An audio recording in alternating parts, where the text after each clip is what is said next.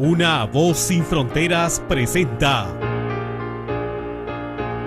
Restaurando las sendas antiguas, el Evangelio eterno. Vi volar por en medio del cielo a otro ángel que tenía el Evangelio eterno para predicarlo a los moradores de la tierra, a toda nación, tribu, lengua y pueblo. Con la ayuda de nuestro Padre Celestial, vamos a proseguir desarrollando otro aspecto muy importante acerca de la verdadera deidad. No olvidemos nunca, hermano y hermana que me escuchas, que desde que entró el pecado en el Edén, hay solamente dos opciones. La lucha entre el bien y el mal, entre la verdad y el error. Enemistad pondré entre ti, le dice Yahweh a Satanás, y a la mujer. La mujer simboliza la iglesia, la congregación, la asamblea de almas fieles que siguen a Yahshua, amándole y guardando todos sus mandamientos. No olvidemos, por tanto, nunca esto, que desde la entrada del pecado, nosotros estamos bajo la influencia de ese poder engañoso que intentaría engañar al mundo entero, como dice Apocalipsis capítulo 12, verso 9. El tema de hoy lo vamos a iniciar desarrollando un verso muy importante y que puede decidir tu destino eterno como mi destino eterno. Y es llegar a entender qué es lo que el cuerno pequeño, el agente de Satanás en la tierra, haría y dejaría de hacer para seguir engañando al mundo entero. Abriendo la Sagrada Escritura, en Daniel capítulo 7, verso 25, leemos lo siguiente: hablará palabras contra el Altísimo, a los santos del Altísimo quebrantará, y pensará en cambiar los tiempos y la ley, y serán entregados en sus manos hasta tiempo, tiempos y la mitad de un tiempo. Hoy no voy a entrar a desmenuzar lo que significa la palabra pensaría en cambiar los tiempos y la ley. No, eso lo desarrollaremos en otra serie futura. Pero sí que debemos tener conciencia de que el agente de Satanás en la tierra, de acuerdo a Apocalipsis capítulo 12, verso 9, el gran dragón, la serpiente antigua, diablo y Satanás, fue echado del cielo a la tierra para engañar al mundo entero. ¿Cómo es posible que Satanás se engañe al mundo entero? ¿Cómo? A través de su agente visible, terrenal. A través de ese cuerno pequeño que, de acuerdo a Daniel capítulo 7, podemos decir con toda seguridad de no equivocarnos, que es la Iglesia Católica Apostólica Romana. Es cierto que la profecía indicaba el surgimiento de este cuerno, el surgimiento de este poder anti-Elohim, anti-Yahweh y agente de Satanás. Entre otras cosas que haría este poder, hablará palabras contra el Altísimo, a los santos del Altísimo quebrantará y pensará en cambiar los tiempos y la ley, y serán entregados en su mano hasta tiempo, tiempos y medio tiempo. Es cierto, hermano y hermana que me escuchas, que esta profecía tiene un cumplimiento y un final. El cumplimiento está determinado en el año 538, cuando Justiniano le concede al obispo de Roma el título de jefe de toda la cristiandad. Anteriormente, el mundo creyente había sido perseguido ferozmente por el Imperio Romano. Pero Satanás era muy astuto. Él veía que por cada alma que moría, decenas, centenas se unían a la fe de Yeshua de Nazaret. Conclusión. ¿Qué hizo el enemigo para evitar que hubiera más conversiones? Eliminó la persecución, eliminó las torturas, eliminó el espectáculo del circo romano, eliminó todo aquello que podía traer el convencimiento y la conversión de nuevas personas a la fe en Yeshua de Nazaret. Dejó de perseguir y por otro lado se unió, entre comillas, se unió con la iglesia de aquella época en los años 300 y algo, cuando el emperador romano Constantino, totalmente pagano, no se había convertido para nada en la fe de Yeshua de Nazaret, totalmente pagano, se unió a la iglesia de su época, y la iglesia, buscando el favor del pueblo, buscando el favor político, se amalgamó, y fruto de esa amalgamación surgió lo que posteriormente conocemos como Iglesia Católica Apostólica Romana. Fue el emperador romano Constantino que el 7 de marzo del año 321, en el edicto que lleva su nombre, puso ya la primera ley dominical, obligando a que la gente trabajara en sábado y descansara el día del venerado Señor Dios Sol. No tan solamente cambió eso, quitó también las fiestas solemnes. Puso al tercer Dios Espíritu Santo en lugar del Padre y del Hijo.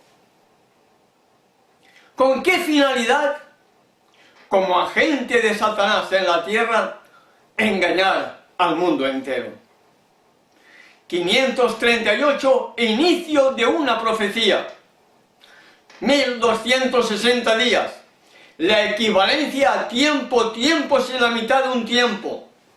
538. Le sumamos 1260 años proféticos, nos lleva a la conclusión del año 1798. En esos 1260 años, usted, hermano y hermana que me escucha en este mismo momento, usted debiera tener la completa seguridad de poder entender qué es lo que cambió la Iglesia Católica Apostólica Romana en contra de la verdad de un escrito está. Será entonces cuando usted y yo podemos llegar a tener deseos de seguir escudriñando la Sagrada Escritura para poder salir de tantos engaños que esta institución, instrumento de Satanás, está engañando al mundo entero. Y es ahí que no lo podemos olvidar nunca, hermano y hermana que me escuchas. La enemistad pondré entre ti, le dice a la serpiente Satanás, y la mujer, la iglesia. Lo vemos hoy a través de esa enemistad entre este cuerno pequeño, el agente de Satanás en la tierra, contra el verdadero pueblo que Yahweh tiene hoy en la tierra, que son aquellos que le aman y guardan todos sus mandamientos y que al mismo tiempo están intentando restaurar todas las verdades que el cuerno pequeño echó por tierra de la verdad. La historia se repite. La historia entre el bien y el mal siempre se ha repetido desde la misma entrada del pecado en el jardín del Edén. No querer reconocerlo es estar viviendo teniendo ojos como ciegos, y los ciegos son los únicos que lamentablemente, y con perdón a todos ellos, son los únicos que no pueden ver. Y en esta gran lucha estamos ahora, hermano y hermana que me escuchan. Lamentablemente nos olvidamos de que hoy la gran mayoría solamente busca popularidad. Que vengan los hermanos a la iglesia, que vengan a la iglesia, que la iglesia se llene. ¿Pero se llene de qué? ¿De mundanalidad? ¿De apostasía? ¿Será que la iglesia que fue llamada a ser es la misma iglesia que hoy dice ser lo que fue llamado a ser y no es? No queremos darnos cuenta de que realmente entró la apostasía y finalmente la misma apostasía nos está separando de la voz y del poder del Creador del universo. Recuerden, Yahweh dice que no oye a los pecadores. La Escritura sí me lo indica. Por el pecado de un hombre, Acán, todo Israel fracasó. Y hasta que no se descubrió el pecado y se eliminó el pecado del campamento, Israel no pudo hacer nada. ¿Qué me tiene que decir esto a mí ahora, hermano y hermana que me escuchas? Que mi pecado puede llegar a ser corporativo.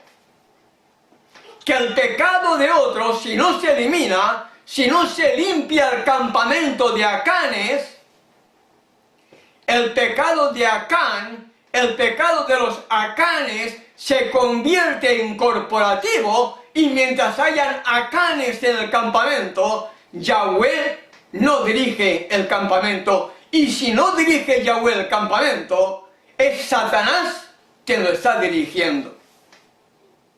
Eventos de los últimos días, página 50. La iglesia se encuentra en el estado laodicense. La presencia de Yahweh no está en su medio.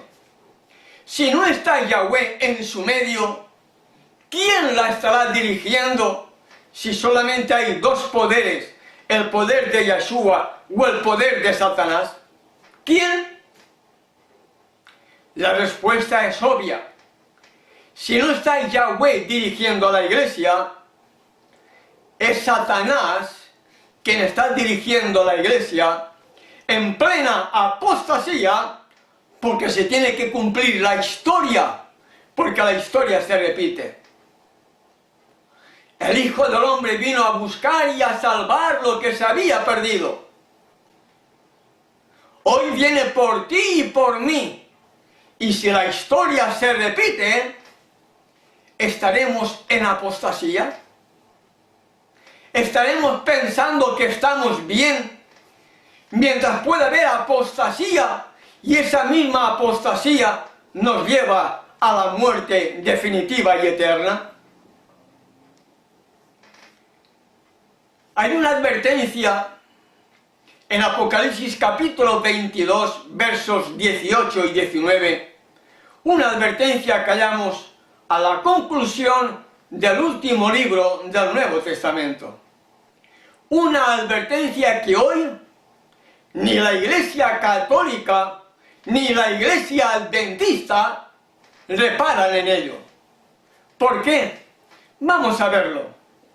Y vamos a leer lo que hallamos en Apocalipsis capítulo 22, versos 18 y 19. Yo testifico a todo aquel que oye las palabras de la profecía de este libro. ¿Qué libro? Las profecías de este libro. ¿El Apocalipsis o todo el libro que tenemos de la Torá? Y nos dice, si alguno añadiere a estas cosas, Yahweh traerá sobre él las plagas que están escritas en este libro. Verso 19. Y si alguno quitare de las palabras del libro de esta profecía, Yahweh quitará su parte del libro de la vida y de la santa ciudad y de las cosas que están escritas en este libro. Veamos, amigo y amiga que me escuchas.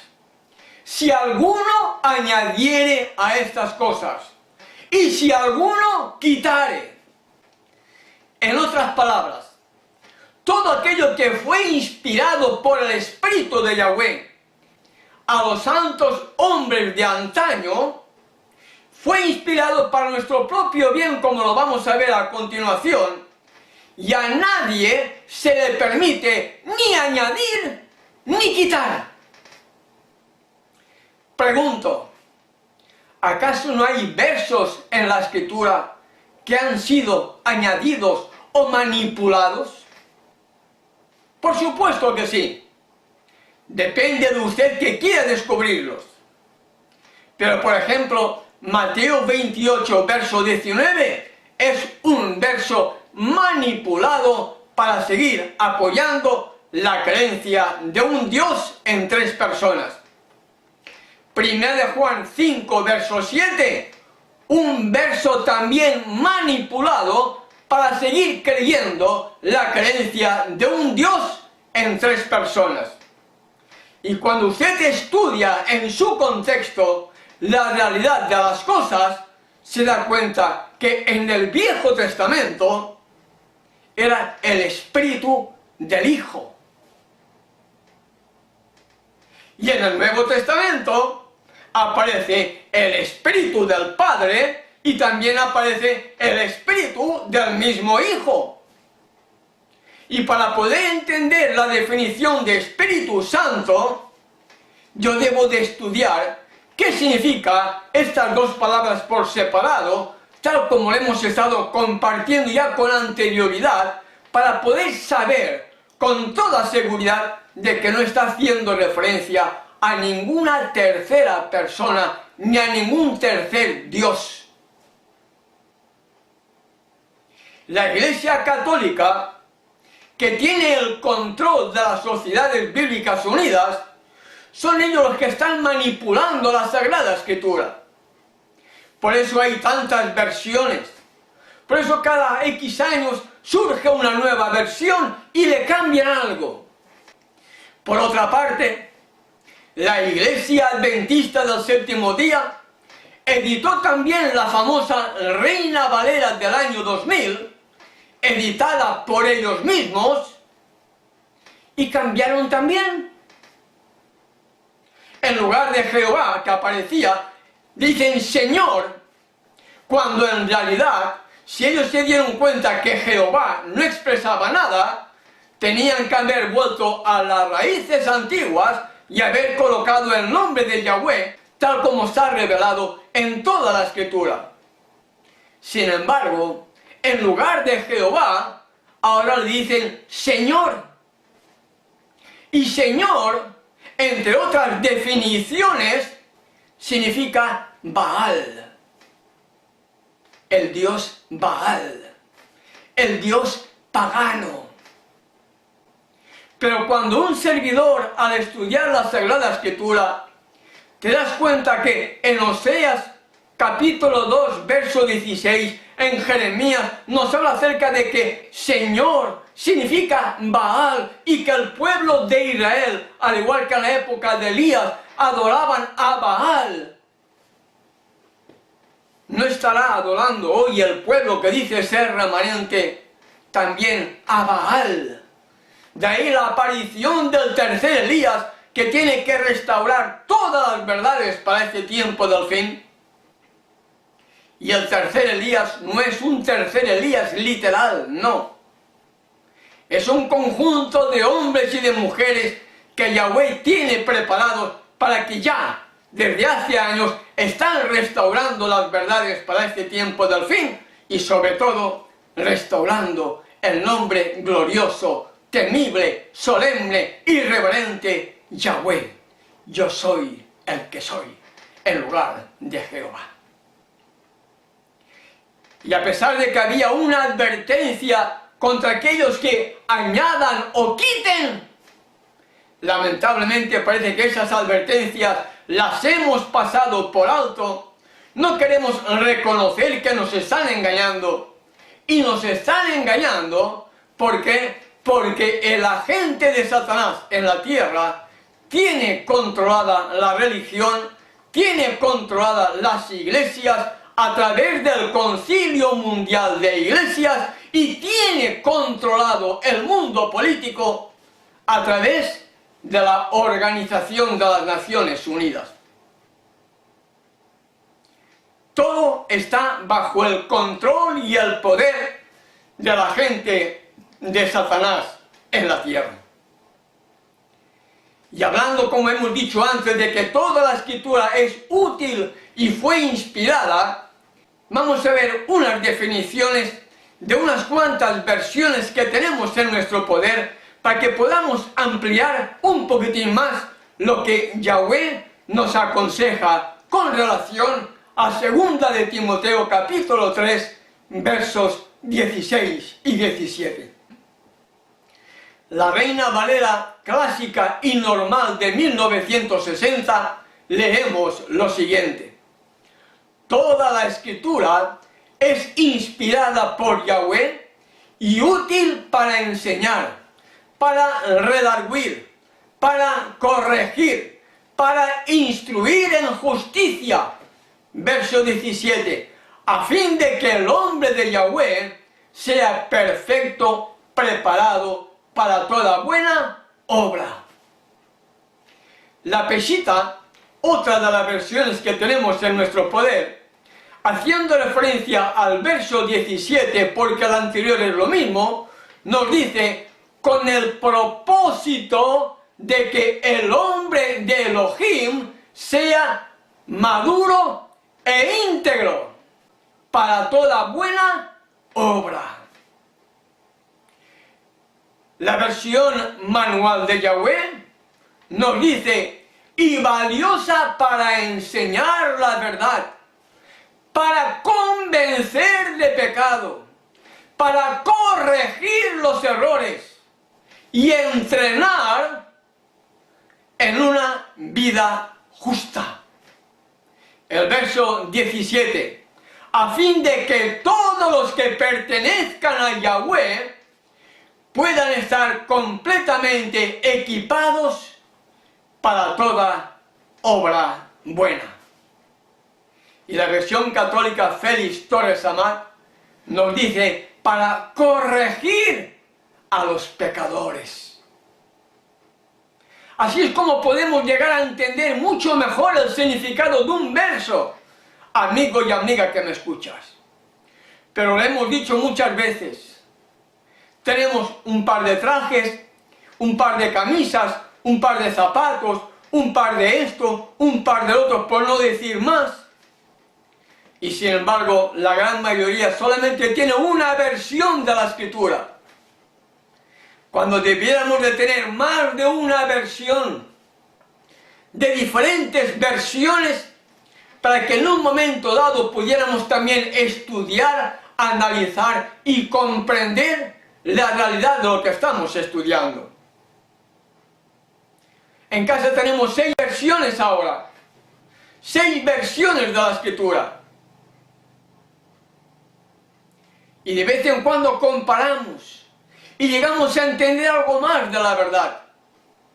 Pero cuando uno se limita solamente a una versión, y no es una versión ni hebrea ni neutra, sino una versión influenciada por la Iglesia Católica Apostólica Romana, como es la Reina Valera, no lo dudes, amigo y amiga que me escuchas, que te están metiendo en algunos pasajes gato por liebre.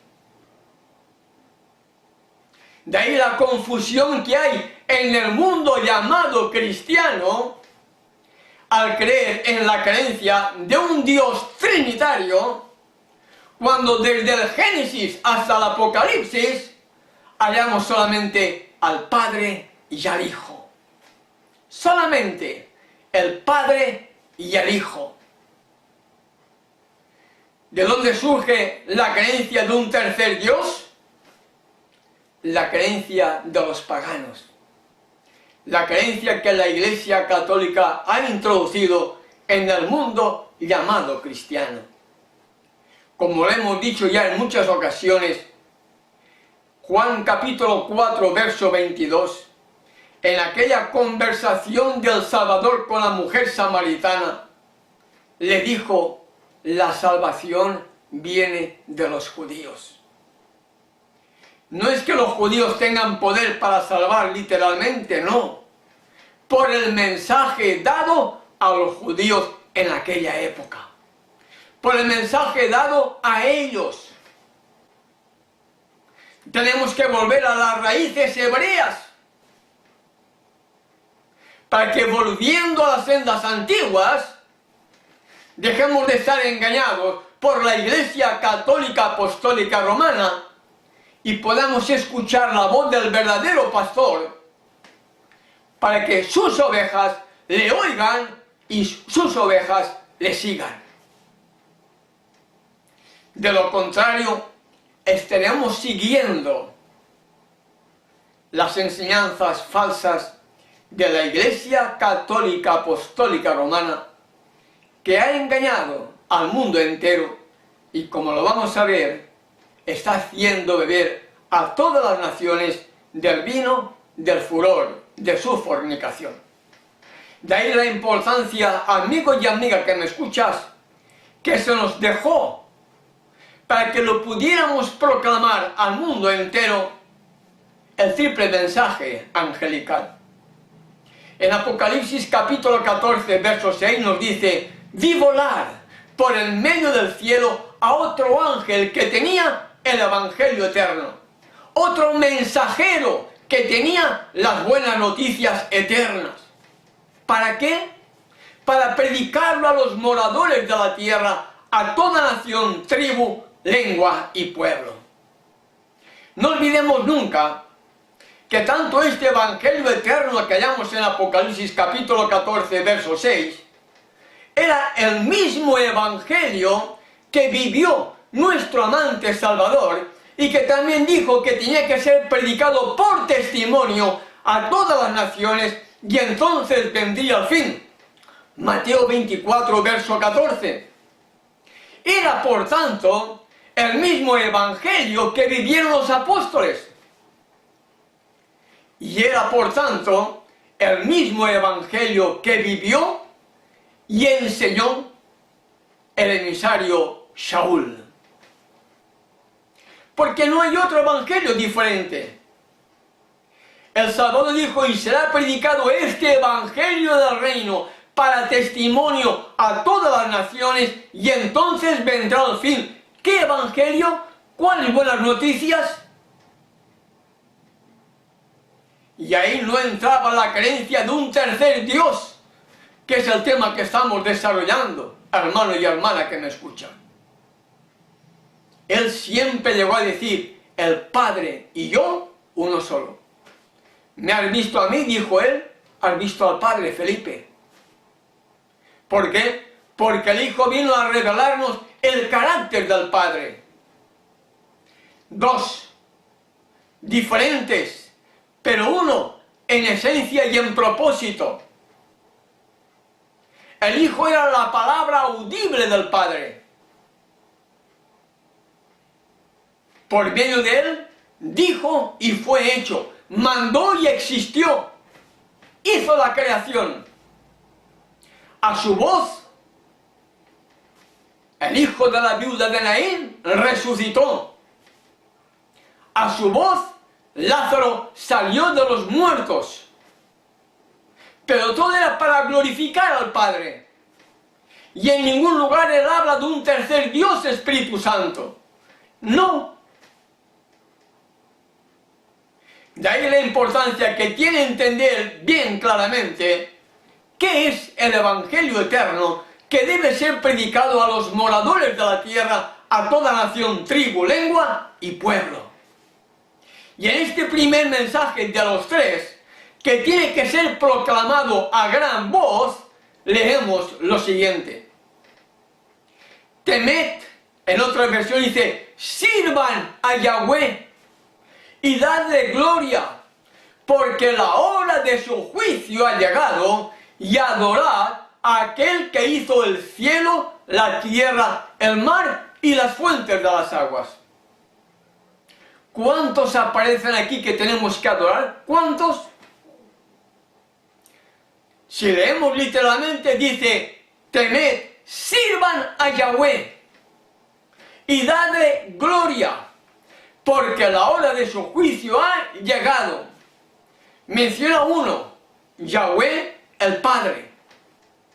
Y después dice, y adorad a aquel que hizo el cielo, la tierra, el mar y las fuentes de las aguas.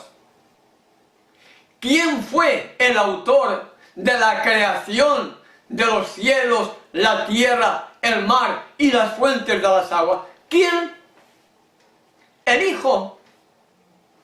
Por lo tanto, el primer mensaje de los tres echa por tierra la creencia de un Dios en tres personas cuando nos dice que tenemos que temer y servir a Yahweh el Padre y adorar a aquel que hizo el cielo, la tierra, el mar y las fuentes de las aguas. El Hijo.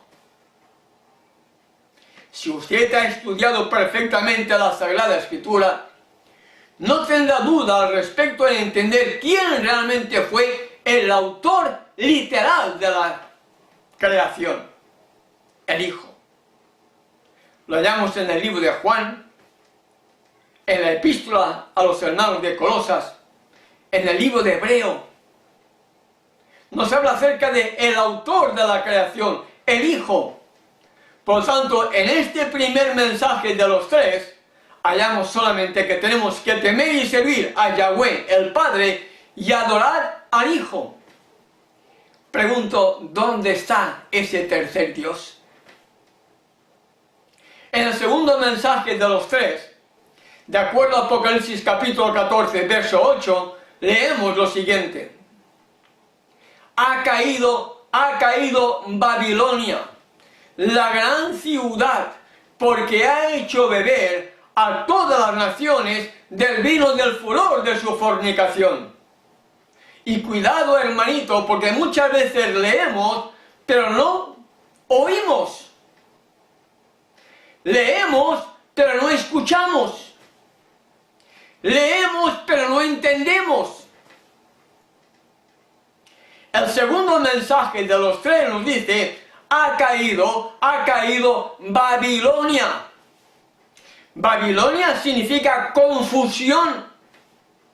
La gran ciudad, porque ha hecho beber a todas las naciones del vino del furor de su fornicación.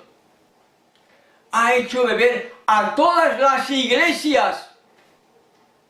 Está engañando al mundo entero, hermano y hermana que me escuchas.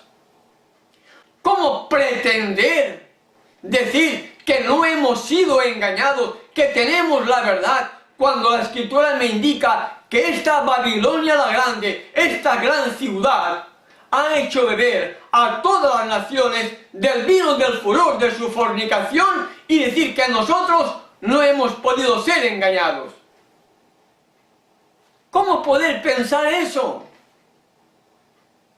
Si estamos luchando contra un poder que fue capaz de seducir a Eva, que fue creada junto a Adán a imagen y semejanza del Creador, fue capaz de hacerla engañar. ¿Cómo no nos puede engañar a nosotros? Si no estudiamos la Sagrada Escritura con humildad, si no la abrimos previamente con oración, si no estudiamos comparando verso con verso, lamentablemente vamos a estar engañados, porque este poder, el agente de Satanás en la tierra, ha hecho beber a todas las naciones, ha hecho beber a todas las iglesias del vino del furor de su fornicación. ¿Estará la iglesia que dice ser remanente bebiendo también de este vino del furor de su fornicación? Es algo que tú tienes que decidir por ti mismo, hermano y hermana que me escuchan. Otros ya, anteriormente a ti, hemos tomado también las decisiones oportunas. Ahora te toca a ti estudiar para poder entender si realmente ¿Estás bebiendo del vino del furor de su fornicación? ¿O ya te estás saliendo para no seguir contaminándote con los engaños babilónicos que nos han introducido? Y el Apocalipsis capítulo 17, verso 5 nos dice, hablando de esta Babilonia, Babilonia la grande, la madre de las rameras y de las abominaciones de la tierra, en su frente un misterio. En su frente un misterio. ¿Cuál es ese misterio? Yahweh no nos deja nada al azar. Precisamente el manual católico, en la página 16, nos dice el misterio de la Trinidad. Es la doctrina central de la fe católica. Sobre ella dependen todas las demás enseñanzas de la Iglesia católica. ¿Cuál puede ser ese misterio que lleva en su frente esta Babilonia la grande, la madre de las rameras y de las abominaciones de la tierra? La misma Iglesia católica nos revela ese misterio, el misterio de la Trinidad. Es la doctrina central de la fe católica. Sobre ella dependen todas las demás enseñanzas de la Iglesia católica. Y tal como dijimos anteriormente, este Evangelio del Reino, estas buenas noticias, las dejó nuestro Salvador en esas señales antes del fin, como hablamos en Mateo capítulo 24. Y allí en el verso 14 recordamos, y será predicado este Evangelio, y será predicado estas buenas noticias del reino en todo el mundo, para testimonio a todas las naciones, y entonces vendrá el fin. Este Evangelio, estas buenas noticias, la restauración de todas las cosas, el poder para dejar de ser lo que antes éramos, para ser ahora una nueva criatura, la muerte al viejo hombre para andar de nuevo en una vida nueva, la sepultura a través de las aguas del bautismo, el sumergirnos en las aguas de la muerte para que al salir de ellas seamos nuevas criaturas, como dice el apóstol Saúl en Romanos capítulo 6, muertos al pecado, para que seamos una nueva criatura para la honra y la gloria del Creador del universo. Y en estas buenas noticias no hay la creencia de un Dios en tres personas, el Padre y el Hijo. Y vamos a ver diferentes aspectos que están directamente relacionados con la obra del Espíritu Santo en este tema del fin. Hechos capítulo 1, verso 8. Pero recibiréis poder cuando haya venido sobre vosotros el Espíritu Santo. En hebreo, Ruach HaKodesh. Y me seréis testigos en Jerusalén, en toda Judea, en Samaria y hasta lo último de la tierra. Pregunto, hermanos, ¿qué recibieron los apóstoles en el Pentecostés? ¿Qué recibieron? Recibieron poder. Era el poder que a ellos les faltaba para comenzar a predicar las buenas noticias. Era lo que ellos necesitaban. Poder para poder proclamar las buenas nuevas de un Redentor que murió, resucitó y que ascendió al cielo. Era poder para predicar las buenas nuevas. Que hay posibilidad de alcanzar la vida eterna a través del Hijo. Pero allí lo que se derramó fue poder. Un estruendo como un viento, nos dice la Sagrada Escritura. El verdadero Ruach HaKodesh. El poder que los discípulos esperaban recibir para comenzar la obra de proclamación de las buenas noticias, se derramó 50 días después de la resurrección de nuestro amante Salvador en una gran fiesta solemne, como se conoce a nivel mundial, como la fiesta del Pentecostés. Lo que fue derramado fue poder. El Salvador asciende al cielo, 40 días después de su resurrección, ascendió al cielo en forma corporal, en forma visible. Y en el mismo día que fue entronizado, que volvió a tener la gloria que tenía antes,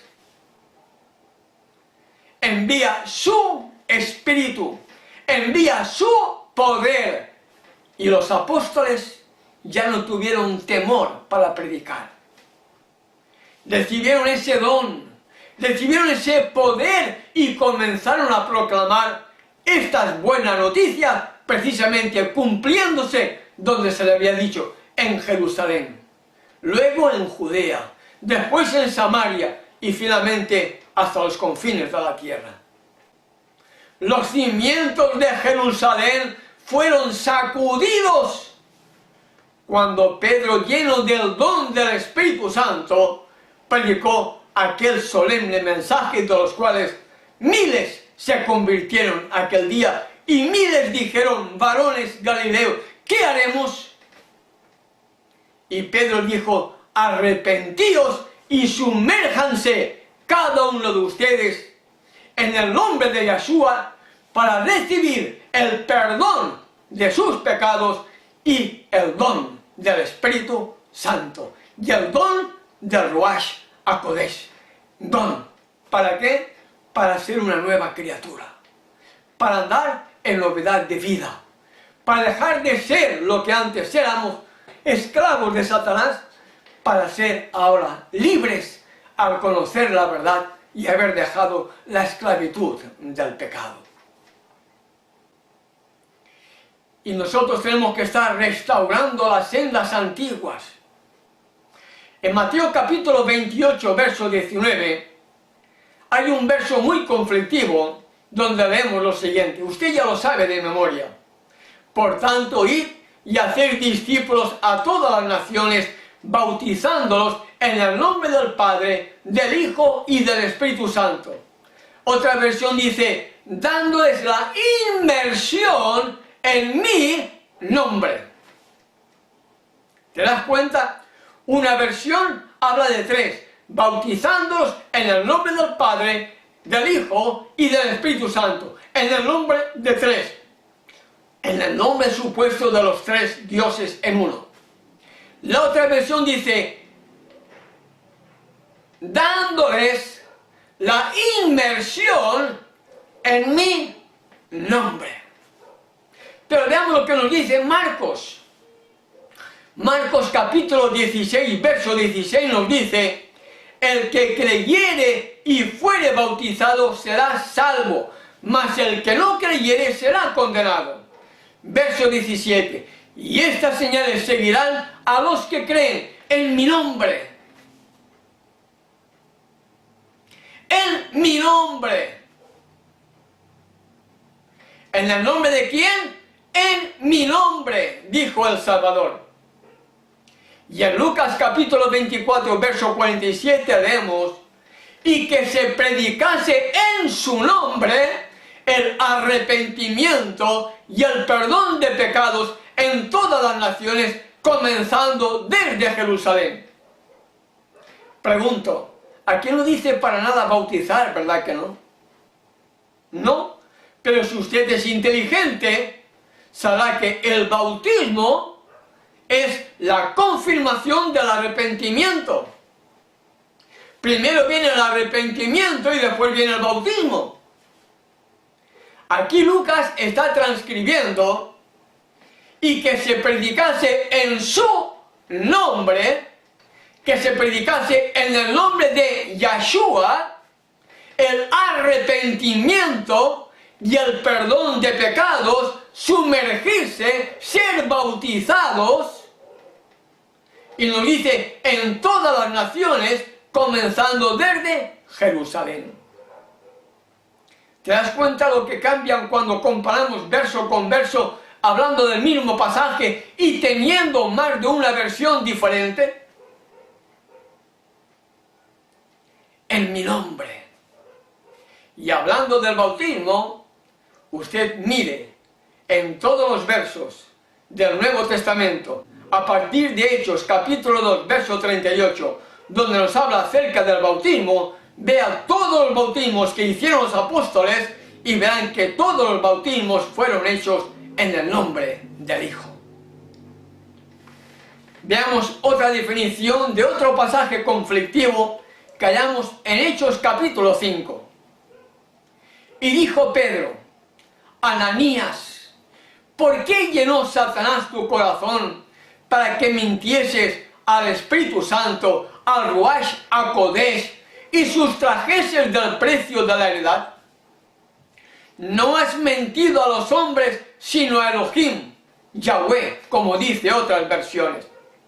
Algunos dicen que ahí está haciendo referencia al Espíritu Santo como tercera persona.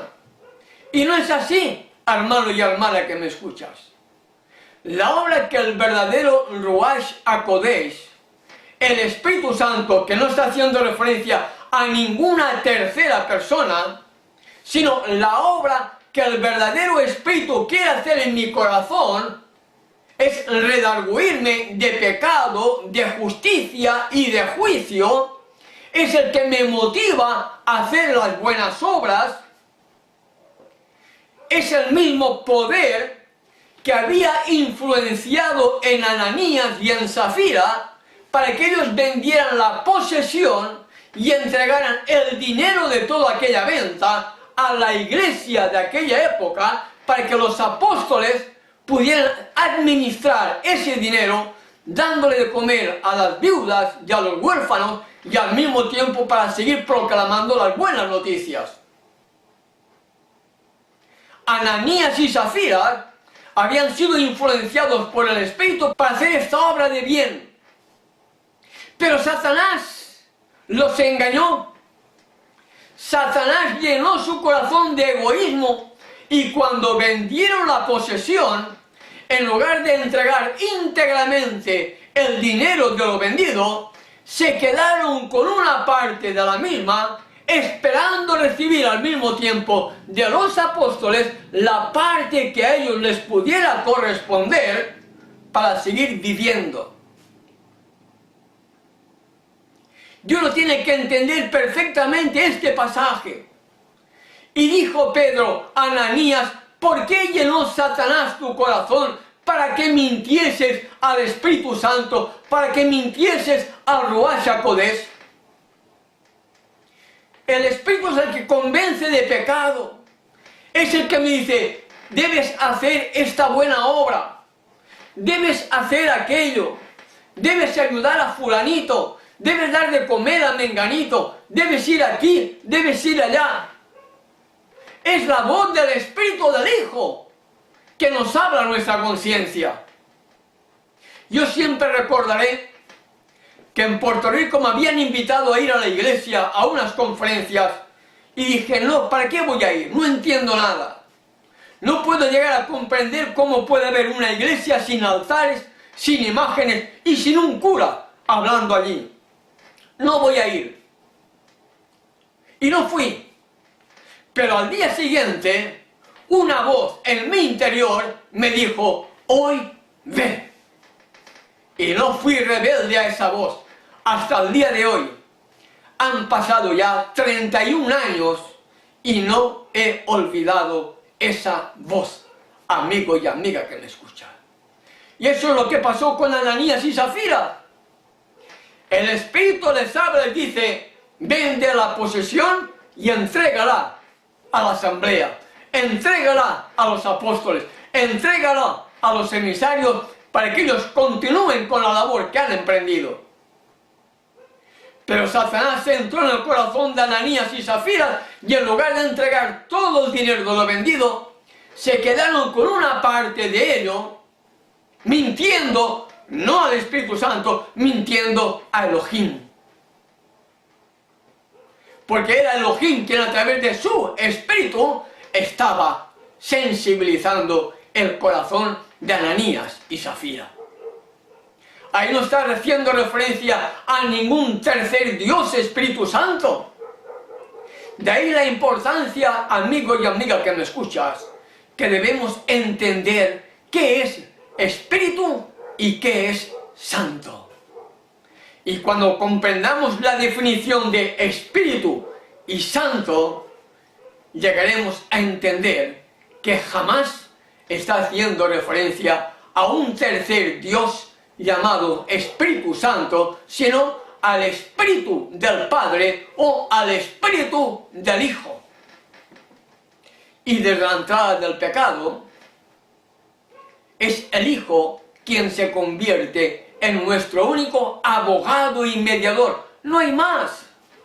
Si solamente hay un mediador, si solamente hay un abogado entre el Padre y nosotros, solamente hay uno, Yeshua de Nazaret, ¿dónde está el tercer Dios? ¿Dónde ponemos al otro mediador? ¿Dónde? Hay un solo abogado, 1 de Juan capítulo 2, verso 1, y un solo mediador entre el Padre y nosotros, 1 de Timoteo 2, verso 5. ¿Dónde está el tercero? ¿Dónde está el otro mediador? ¿Cuál es la misión del otro tercero? ¿Cuál? Veamos 2 de Corintios 13, verso 14. Una de las despedidas del emisario Shaul. La gracia del Adón Yeshua el Mesías, el amor de Elohim el Padre y la comunión del Espíritu Santo sean con todos vosotros. Amén. ¿Ven? Ahí está la tercera persona. Pero pregunto, analicemos fríamente. La gracia, el don inmerecido por parte del Hijo, que entregó su vida por causa de mis pecados. El amor de Elohim, el Padre, que dio al Hijo para que pudiésemos ser redimidos. Ahora bien, y la comunión, el compañerismo, la participación del Ruach HaKodesh. La comunión, el compañerismo, la participación del Espíritu Santo sean en todos vosotros. ¿Por qué? Porque si no permitimos que el verdadero Espíritu de Yeshua esté con nosotros, de nada nos servirá. De nada nos servirá. Podemos aceptar al Padre, podemos aceptar al Hijo, pero si no permitimos que su Espíritu nos sensibilice, esté con nosotros, participe con nosotros, sea nuestro compañero, si no lo permitimos, lamentablemente estaremos como las rocas frías y finalmente perdidos para siempre. Y Pablo está diciendo la gracia del Adón Yeshua el Mesías, el amor de Elohim el Padre y la comunión, el compañerismo, la participación del Espíritu Santo esté con nosotros. Amén. ¿Por qué? Porque Él es el que nos tiene que redarguir de pecado, de justicia y de juicio. ¿Te das cuenta, mi querido hermano y hermana que me escuchan? Hay que escudriñar la Sagrada Escritura. Debemos analizarlas. Debemos entenderlas. Debemos ver que fue dejada para un pueblo hebreo, no para una mente católica, grecorromana. Lamentablemente esa ha sido nuestra cultura. Unas enseñanzas grecorromanas, y ahora nos cuesta llegar a entender y aceptar que nuestra mente tiene que ser barrida para poder comenzar a colocar influencias que tenemos orígenes en la Sagrada Escritura. Veamos otro pasaje conflictivo y manipulado por la Iglesia Católica Apostólica Romana y que usan muchas denominaciones religiosas, la gran mayoría, para seguir creyendo en la creencia de un Dios en tres personas. 1 de Juan, capítulo 5, verso 7. Nos dice así la Sagrada Escritura.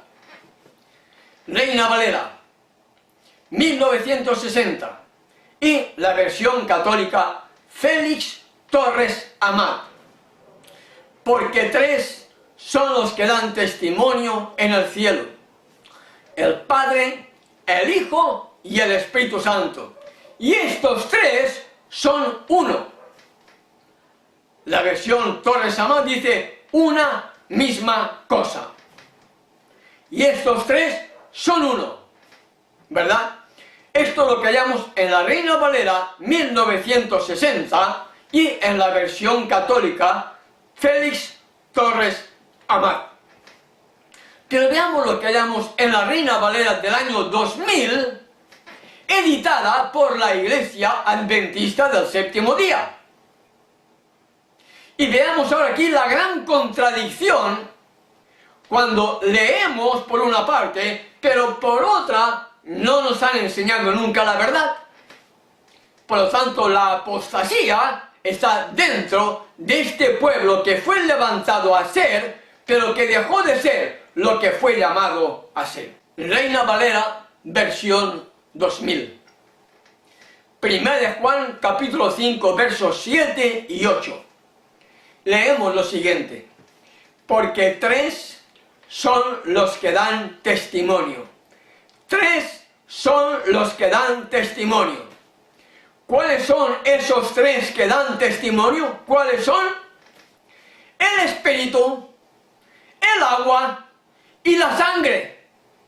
Y estos tres están de acuerdo. ¿Ves, mi querido hermano y hermana, cómo hay una gran diferencia entre la Reina Valera del año 1960 y la versión Reina Valera del año 2000, editada por la misma Iglesia Adventista del Séptimo Día? Entonces, si ellos dicen, porque tres son los que dan testimonio, el Espíritu, el agua y la sangre, y estos tres están de acuerdo, ¿por qué siguen enseñando que son tres dioses en uno? ¿Por qué? ¿Te das cuenta la contradicción? ¿Te das cuenta la apostasía? ¿Te das cuenta cómo ellos saben, pero no se atreven a enseñar por esos pactos que han hecho con la Iglesia Católica Apostólica Romana? Veamos la versión Peshitta, haciendo referencia a los mismos pasajes. Y el Espíritu da testimonio, porque el Espíritu es la verdad. Y tres son los testigos: el Espíritu, el agua y la sangre. Y los tres concuerdan. ¿Te das cuenta? Otra versión que dice que no son tres en uno. Tres son los testigos: el Espíritu, el agua y la sangre. Y los tres concuerdan. ¿Dónde está la creencia de Padre, Hijo y Espíritu Santo? Y estos tres son uno. ¿Dónde aparecen? Cuando la mayoría de las versiones no aparece tal verso, ni tal definición. Veamos la versión manual de Yahweh, haciendo referencia a lo mismo. Hay tres testigos: el Ruach, el Espíritu, el agua y la sangre. Y estos tres concuerdan. ¿Te das cuenta, mi querido hermano y hermana, cómo la mayoría menciona y estos tres concuerdan, y no está haciendo referencia ni al Padre, ni al Hijo, ni al Espíritu Santo, en que estos tres sean uno? Pero para ello uno tiene que orar antes de estudiar. Cuando a ti te presentan un tema nuevo, no lo rechaces, amigo y amiga. No lo rechaces. Ponte a orar. Y sigue orando, para que cuando el Yahweh, a través de su Espíritu, te indique que estás en condiciones de estudiar ese tema, puedas hacerlo, para poder llegar a comprender las verdades que Yahweh desea revelarte a través del Hijo y por medio de su Espíritu, para que puedas llegar a entender las verdades para estos tiempos del fin. Veamos el comentario bíblico adventista 1 de Juan, capítulo 5, verso 7. Y escuchemos bien y leamos bien, amigo y amiga que me escuchas. El texto de los versos 7 y 8, como aparece en la Reina Valera, no se encuentra en ningún manuscrito griego anterior a los siglos XV y XVI. No se encuentran en ningún manuscrito griego anterior a los siglos XV y XVI. ¿Quién estaba gobernando en aquella época la vieja Europa? ¿Quién? La Iglesia Católica Apostólica Romana.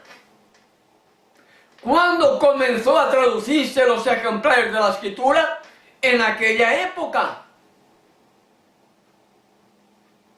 Y los mismos comentarios bíblicos adventistas, haciendo referencia a 1 de Juan capítulo 5 verso 7, nos dice: el texto de los versos 7 y 8, como aparece en la Reina Valera, no se encuentra en ningún manuscrito griego anterior a los siglos XV y XVI. Las palabras mencionadas y estos tres uno, haciendo referencia al Padre, al Hijo y al Espíritu Santo, que no lo dice el comentario, pero está haciendo referencia a estas palabras. Las palabras mencionadas penetraron en las Biblias del siglo XVI, entre ellas la versión Reina Valera, a través del texto griego del Nuevo Testamento de Erasmo. La Reina Valera, ¿cuándo fue traducida? En el año 1569, en el siglo XVI. ¿Te das cuenta cómo ellos saben y sin embargo siguen apoyando, siguen aceptando, siguen enseñando la creencia de un Dios en tres personas, cuando ellos dicen que no había ninguna versión anterior a los siglos XV y XVI, sino que fue a través de eso, que fue a raíz de esas fechas, cuando penetraron en las Biblias del siglo XVI, Padre, Hijo y Espíritu Santo, y estos tres son uno. En el año 1993, en la revista Ministry, dirigida para los pastores y ancianos de iglesia, en el mes de octubre, George Knight, un catedrático de los más importantes del mundo adventista del séptimo día, publicó algo que se quedó tan tranquilo y la iglesia parece que tampoco escuchó ni leyó. Llegó a escribir: la mayoría de los fundadores de la iglesia adventista del séptimo día no podrían unirse hoy a la iglesia si tuvieran que suscribir las creencias fundamentales de la denominación. Más específicamente, muchos no podrían estar de acuerdo con la creencia número 2, que trata de la doctrina de la Trinidad. ¿Qué dijo literalmente George Knight? Que nuestros pioneros no eran trinitarios. Que en aquella época los adventistas no eran trinitarios. Y que si hoy estuvieran con nosotros, no serían adventistas del séptimo día. No podrían unirse hoy a la iglesia. Pero yo te pregunto, porque hay un trasfondo detrás de esto. Si fue Yahweh quien reveló a la mensajera todos los dones y todas las verdades que se tienen que estar recibiendo para poderlas asimilar y enseñarlas a este movimiento que recién estaba surgiendo. Si fueron a ellos que se les reveló el nombre de Adventista del séptimo día, y fueron a ellos quienes se revelaron todas las verdades para el tiempo del fin, no podemos llegar a pensar que la luz fue creciendo y que después de la muerte de Ellen G. de White vino otras luces que tenían que ayudar a crecer el desarrollo de la iglesia. No podemos pensar en eso, ni podemos aceptarlo, porque no es así. Es cierto que todas las verdades fueron dadas poco a poco, pero en los 60 años de su ministerio, Ellen White recibió todas las verdades. Tanto que dijo que ningún pilar de estas verdades tenían que ser removidas. Y ella murió en la firme convicción de no ser trinitaria, y en la firme convicción, como le pasó a Moisés con el pueblo de Israel, que después de su muerte iban a apostatar. Porque ella ya lo vio. Literalmente y como mensajera le fue profetizado que el pueblo llegaría a sucumbir bajo los efectos de la gran Babilonia. Repito y leo lo que escribió George Knight. La mayoría de los fundadores de la Iglesia Adventista del séptimo día no podrían unirse hoy a la Iglesia si tuvieran que suscribir las creencias fundamentales de la denominación. Más específicamente, muchos no podrían estar de acuerdo con la creencia número 2 que trata de la doctrina de la Trinidad. Ahora yo pregunto, si él dice que hoy la mayoría de los fundadores no podrían unirse a la Iglesia Adventista del séptimo día porque no creían en la creencia número 2 relacionada con la Trinidad, pregunto, ¿quiénes son entonces los verdaderos adventistas del séptimo día? ¿Quiénes son? ¿Quiénes serán los verdaderos adventistas del séptimo día? ¿Los que creen las enseñanzas de ahora? ¿O los que seguimos las enseñanzas reveladas a nuestros pioneros? George Knight tiene la respuesta. Él mismo lo dijo. La mayoría de los fundadores de la Iglesia Adventista del séptimo día no podrían unirse hoy a la Iglesia si tuvieran que suscribir las creencias fundamentales de la denominación. Más específicamente, muchos no podrían estar de acuerdo con la creencia número 2 que trata de la doctrina de la Trinidad. ¿Quiénes son los verdaderos adventistas del séptimo día? ¿A quiénes se les reveló el nombre de adventista del séptimo día? ¿A quiénes? ¿Eran trinitarios en aquella época? ¿O solamente creían en el Padre y en el Hijo? ¿Solamente creían en dos? Solamente creían en el Padre y en el Hijo, nada más.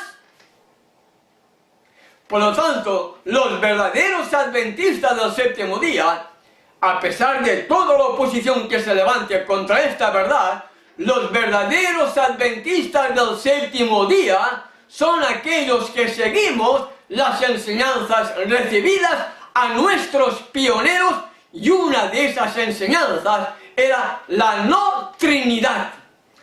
Padre e Hijo, solamente dos, el Padre y el Hijo.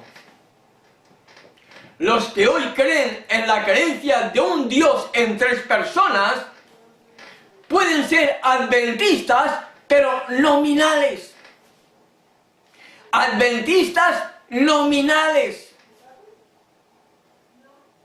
Porque el verdadero adventista del séptimo día debe seguir las enseñanzas reveladas y dadas a nuestros pioneros que recibieron del mismo Creador el nombre de adventista del séptimo día, que los tenía que hacer diferentes a todas las demás denominaciones religiosas. Pero lamentablemente hoy la Iglesia, al creer en un Dios trinitario, está creyendo la creencia católica por una parte y por otra parte está también uniéndose con las hijas de la ramera al estar creyendo todas en un Dios trinitario, en un Dios compuestas por tres personas bajo las enseñanzas de la Iglesia Católica Apostólica Romana. Veamos las características que van a tener los 144.000. Apocalipsis capítulo 14, versos 1, 4 y 5. Después miré, y aquí el Cordero estaba en pie sobre el monte de Sión, y con él 144.000 que tenían el nombre de él y el de su Padre escrito en la frente. ¿Cuántos nombres aparecen ahí que tendrán los 144.000 escritos en la frente? ¿Cuántos nombres? El nombre de él, el nombre del Cordero y el nombre de su Padre escrito en la frente. Los 144.000 no serán trinitarios, hermano y hermana que me escuchas. Los 144.000 entenderán que solamente son el Padre y el Cordero, el Padre y el Hijo. Los 144.000 no creerán en un tercer Dios, Espíritu Santo. El Cordero estaba en pie sobre el monte de Sión, y con él 144.000 que tenían el nombre de él, el nombre del Cordero y el de su Padre escrito en la frente. Verso 4. Estos fueron redimidos de entre los hombres como primicias para Yahweh y el Cordero. ¿Dónde está el tercer Dios? ¿Dónde están? Si los 144.000 son redimidos como primicias para Yahweh y para el Cordero, ¿dónde está el tercer Dios, Espíritu Santo? Y el verso 5, y en sus bocas no fue hallada mentira, pues son sin mancha delante del trono de Yahweh. Los 144.000 adorarán solamente al Padre y al Hijo. Veamos los redimidos. Apocalipsis capítulo 21, verso 22. Y no vi en ella templo, porque Yahweh, el Elohim Todopoderoso, es el templo de ella y el Cordero. Yahweh, el Elohim Todopoderoso, es el templo de ella y el Cordero. En el templo solamente habrán dos, el Padre y el Cordero. Veamos el verso 23 de Apocalipsis 21. La ciudad no tiene necesidad de sol ni de luna que brillen en ella, porque la gloria de Yahweh la ilumina y el Cordero es su lumbrera. Padre e Hijo. Veamos capítulo 22, verso 1. Que salía del trono de Yahweh y del Cordero. Verso 3. Y no habrá más maldición, y el trono de Yahweh y del Cordero estará en ella. Los redimidos solamente adorarán al Padre y al Hijo. Los trinitarios no tendrán cabida en el cielo. Los trinitarios ignorantes, por supuesto que sí. Pero aquellos que escuchen el mensaje y lo desprecien, estarán cometiendo el pecado imperdonable al rechazar la verdad y la evidencia. Porque los redimidos solamente adorarán al Padre y al Hijo. ¿Cuál es el pecado imperdonable? Veamos Mateo capítulo 12, verso 32. Y cualquiera que dijera alguna palabra contra el Hijo del Hombre, le será perdonada, dijo el mismo Salvador. Pero el que hable en contra del Espíritu Santo, no le será perdonado, ni en este siglo, ni en el venidero.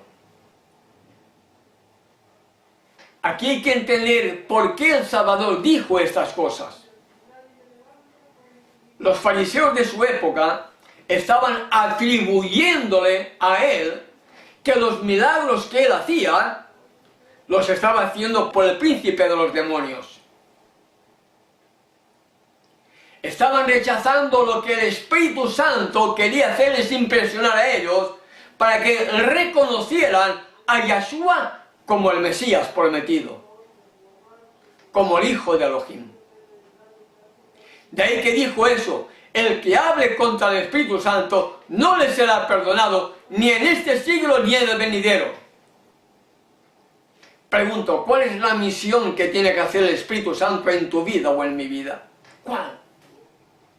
Veamos qué nos dice Juan capítulo 16, verso 8.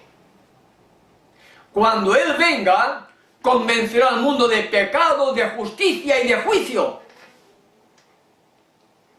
Eso es lo que quiere hacer el verdadero Espíritu en tu vida y en mi vida. Si solamente hay un abogado, si solamente hay un mediador que gime y que se presenta ante el Padre por el pecador arrepentido que es el Hijo, es el mismo Hijo quien a través de su Espíritu nos quiere convencer de pecado, de justicia y de juicio. Él es el único abogado, Él es el único mediador, Él es el único que intercede, no hay más.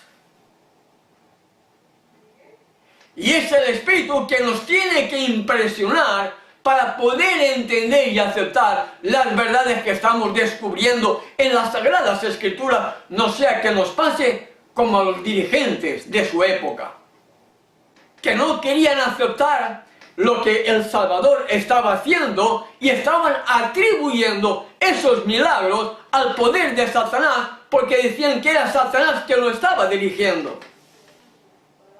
¿Acaso no está pasando hoy lo mismo?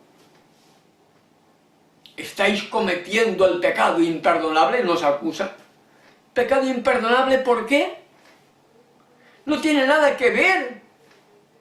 El pecado imperdonable es rechazar, despreciar lo que el verdadero Espíritu quiere hacer en nuestra vida, para que dejemos de ser mundanos, para que dejemos de ser pecadores, para que dejemos de ser lo que antes éramos y seamos ahora hijos de la luz, para que seamos hijos de Elohim. ¿Te das cuenta la diferencia, hermano y hermana que me escucha?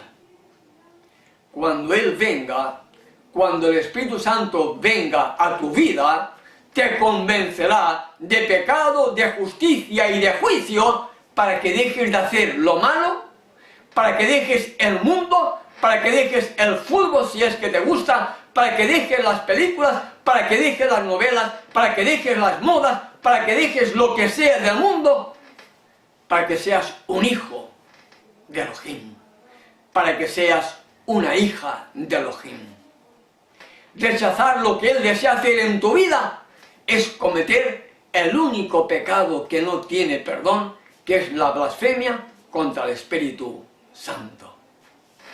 Comentario bíblico adventista: en nuestros días los hombres se han colocado donde son completamente incapacitados para llenar las condiciones del arrepentimiento y la confesión.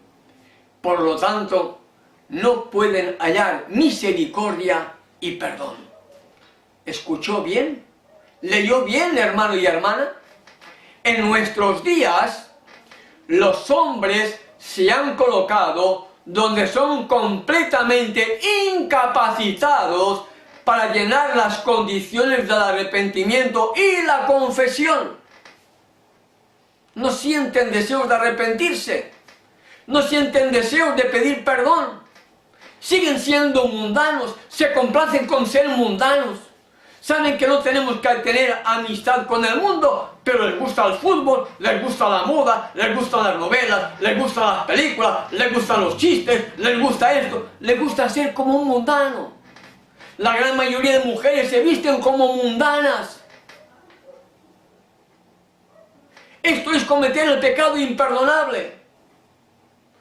No sienten, no están en condiciones, porque no sienten su pecado y por lo tanto no pueden sentir el remordimiento por el pecado ni el deseo del arrepentimiento. Por lo tanto, como no sienten deseos de arrepentimiento ni piden perdón, no pueden hallar misericordia y perdón. Nos sigue diciendo la mensajera: el pecado de la blasfemia contra el Espíritu Santo no radica en cualquier palabra o hecho súbito, sino en la firme y determinada resistencia contra la verdad y la evidencia. No se debe considerar el pecado contra el Espíritu Santo como algo misterioso e indefinible. Consiste en la negación persistente a aceptar la invitación al arrepentimiento. La gran mayoría de personas que yo conozco que creen en la Trinidad siguen siendo mundanos.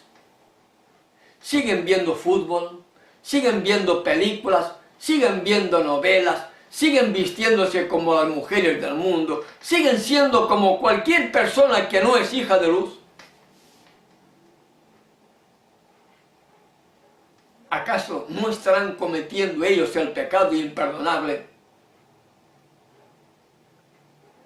Y porque no sienten deseos de arrepentimiento ni de perdón,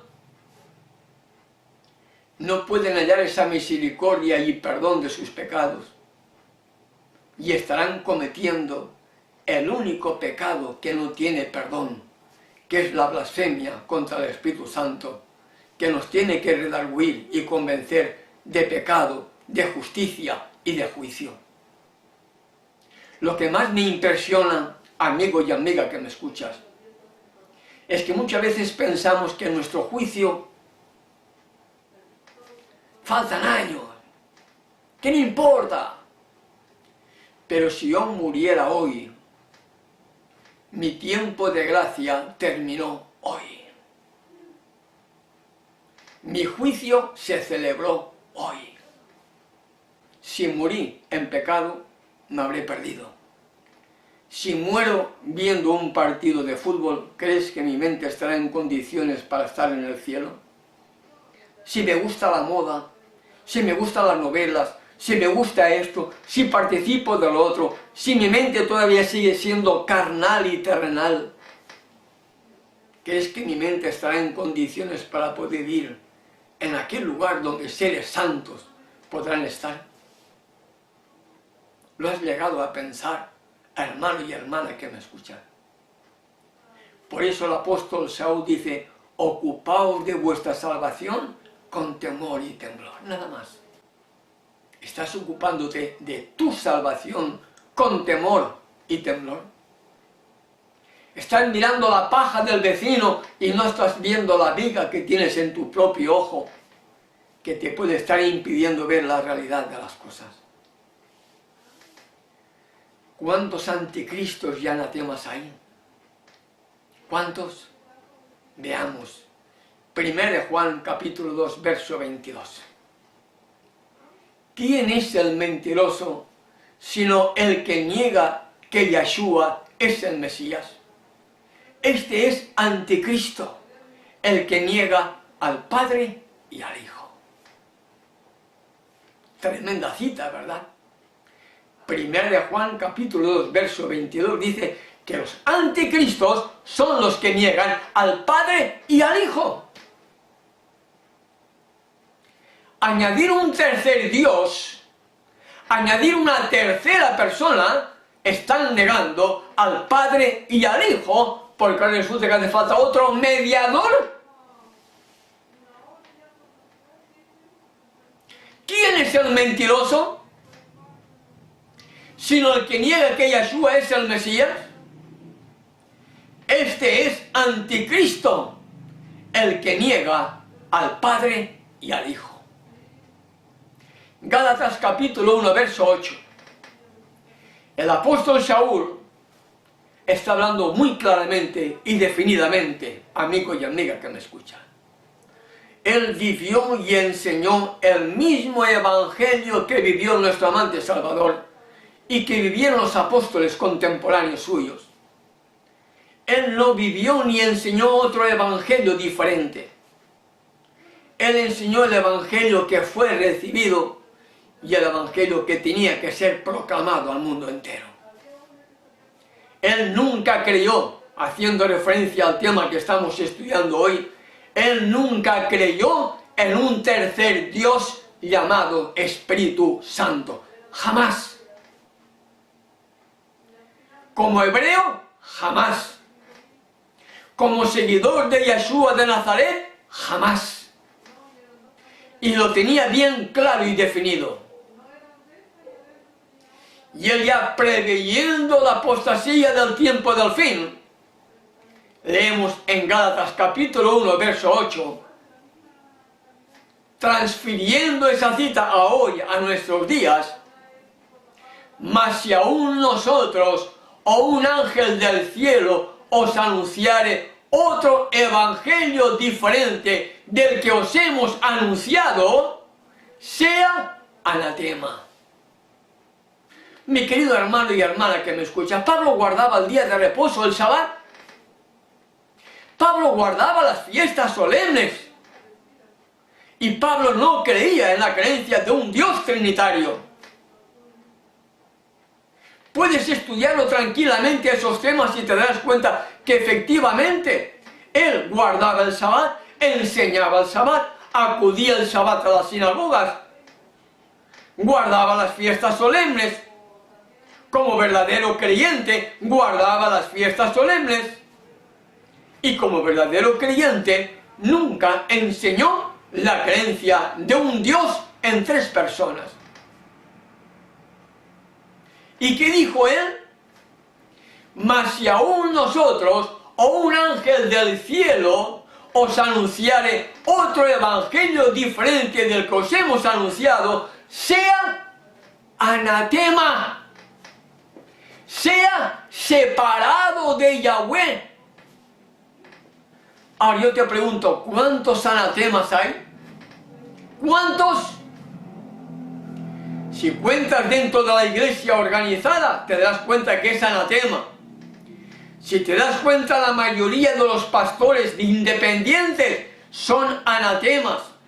La mayoría de los ministerios independientes son anatemas. No lo dice Ernesto Farga, lo dice la Escritura. Mas si aún un ángel del cielo os anunciare otro evangelio diferente al que os hemos anunciado, sea anatema. Por eso hay que estudiar el plan de la salvación, no tan solamente en el Nuevo Testamento, en el Viejo Testamento. En el Pentateuco está el origen, la entrada del pecado y el plan de la salvación. Ahí está la creación, la ley en el Edén, la tentación, la caída del hombre, la primera predicación del Evangelio en el Edén y el plan de la salvación dado a un mundo pecador. Y Pablo dice, mas si aún nosotros o un ángel del cielo os anunciare otro evangelio diferente del que os hemos anunciado, sea anatema. ¿Cuántos anatemas hay? ¿Cuántos? ¿Te atreverías tú a poner el nombre de cada uno de ellos? ¿Te atreverías? Quiero que leamos en Apocalipsis capítulo 18, verso 4. Y oí otra voz del cielo que decía, salid de ella, pueblo mío, para que no seáis partícipes de sus pecados, ni recibáis parte de sus plagas. Salid de ella, pueblo mío. No significa simplemente salir de la iglesia Babilonia. No significa simplemente salir de la iglesia que pueda estar contaminada con las falsas enseñanzas de Babilonia. Aún estando fuera de la iglesia, nuestra mente puede ser Babilonia. Aún fuera de la iglesia podemos tener creencias totalmente babilónicas. En nombre de Jehová, el nombre de Jesús, el nombre del Señor, el nombre de Dios, el nombre de Cristo, el nombre de Jesucristo, la creencia de un Dios trino, la creencia de que no hay fiestas solemnes que guardar. Todo eso son enseñanzas paganas. Todo eso es parte de Babilonia. Y el llamado es: saquemos de nuestra mente toda la confusión babilónica que las iglesias nos han introducido, las asambleas nos han introducido, las congregaciones nos han introducido, porque hablamos mucho contra la iglesia adventista del séptimo día y nos olvidamos de que las demás congregaciones y asambleas están cometiendo otros errores diferentes al no entender la plenitud de las buenas noticias que debemos vivir y enseñarlas al mundo entero. Vemos la paja del vecino, pero no vemos nuestra propia viga, que impide ver la triste condición del pueblo, la congregación, la asamblea, la iglesia, sea la que sea, en el tiempo del fin, porque primero tiene que venir la apostasía. Una voz sin fronteras presentó Restaurando las sendas antiguas, el Evangelio eterno. Vi volar por en medio del cielo a otro ángel que tenía el Evangelio eterno para predicarlo a los moradores de la tierra, a toda nación, tribu, lengua y pueblo.